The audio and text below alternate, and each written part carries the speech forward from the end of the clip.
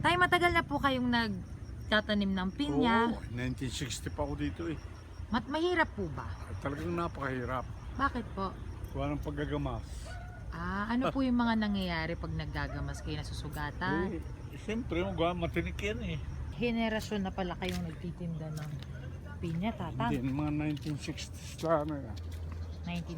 1960. Oo, ito pinyahan ko lahat yan. Maluwang yan. Pagka nakapagpalaki kami ng pinya, at saka namahal, yung basaya na kami. Aba. Oo. Gaano po ba katagal bago po i-harvest ang... Aba, mahigit siyang taon. Mahigit isang Baga, taon. mga one and a half years. Apo, Pagka na i-trail, bumunga yung 6 months pa yung bago maani. Kaya mahirap ang pinya.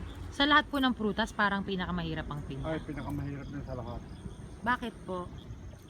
Mahirap ba magpalinis, mag-abono. Hindi pwede na walang abono.